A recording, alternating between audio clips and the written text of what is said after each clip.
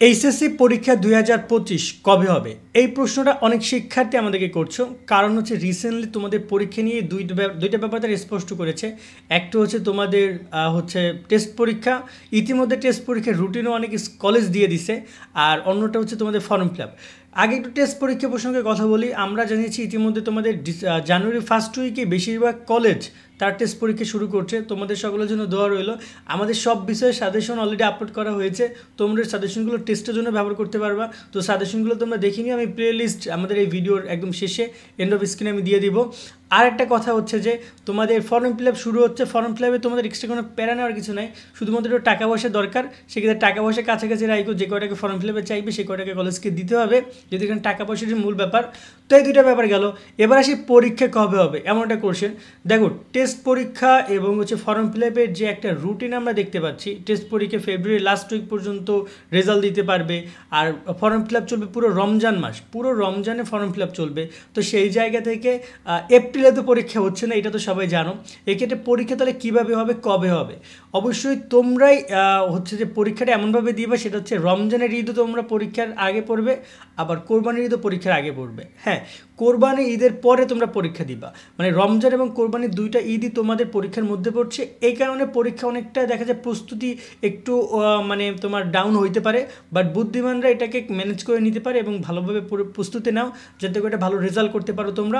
তো এই একটা ব্যাপার। এবার আসি পরীক্ষার ঠিক তারিখটা কত হতে পারে। দেখো, আমরা 2024 পরীক্ষার তারিখের একটু ব্যাপারটা দেখি। 2024 তোমাদের বড় ভাইদের পরীক্ষা শুরু হয়েছিল জুন মাসের 30 তারিখে এবং পরীক্ষার মূল স্তরটা হয়েছিল জুলাই মাসে, পরীক্ষা শেষ হয়েছিল আগস্টে। ইয়েস, তোমাদের ক্ষেত্রেও তেমনটাই হতে যাচ্ছে। তোমাদের পরীক্ষাও জুনের একদম লাস্টের দিকে শুরু হবে। এমন হতে পারে যে জুনের 20 তারিখ, 22 তারিখ এরকম একটা তারিখে শুরু হতে পারে, 20 তারিখের পরে।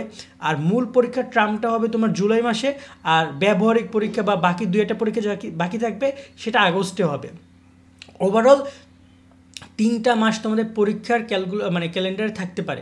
এমন হইতে পারে তারা যদি জুনের একদম মাঝামাঝিতে পরীক্ষা শুরু করে, তাহলে জুলাইতেই পরীক্ষা শেষ করতে পারবে, ঠিক আছে। কিন্তু মনে হয় না তারা তেমনটা করবে, কারণ জুলাই তারা পরীক্ষা রাখার পরিকল্পনা করছে এবং তোমাদের সেই রেজাল্ট দিতে দিতে সেপ্টেম্বর অক্টোবর পর্যন্ত লেগে যাবে। এটা একটা স্বাভাবিক একটা ব্যাপার।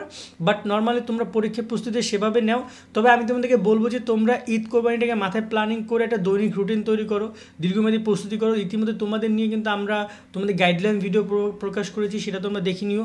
এখন পর্যন্ত এই লাস্ট আপডেট অনুযায়ী তারা যে টেস্ট পরীক্ষা এবং ফর্ম ফিল আপের যে মানে সময়সূচি তারা দেখিয়েছে, সে অনুযায়ী তোমাদের পরীক্ষা জুনে, এটা তোমরা শিওর থাকো।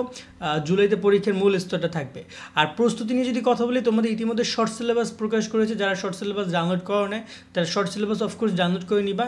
কেননা শর্ট সিলেবাসে বাংলা ইংরেজি হালকা চেঞ্জের সাথে বাকিগুলো সব ঠিক আছে, বাট তারপরেও যারা এখনও ডাউনলোড করে, কারণ ওই সিলেবাসের উপরে তোমাদের পরীক্ষা হবে, সিলেবাসের বাইরে কোনো কিছুই আসবে না। তাই তোমাদের পড়াশোনার প্রস্তুতি সম্পূর্ণ বিষয়টা সিলেবাস কেন্দ্রিক হওয়াটা জরুরি, কারণ সিলেবাসের বাইরে কিছু আসবে না। তো শুধু শুধু অন্য জায়গা থেকে তুমি কেন পড়বা, কেমন? আর প্রত্যেকটা বিষয়ের সাজেশন ভিডিও কিন্তু আমাদের ইউটিউবে তুমি পেয়ে যাবা।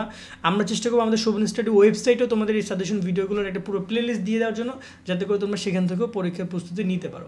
আজকের মতো আমরা এখানে বিদায় নিচ্ছি, দেখা হবে নেক্সট আরেকটা ভিডিওতে। ততদিন তোমাদের সকলের জন্য দোয়া অ্যান্ড শুভকামনা রইল।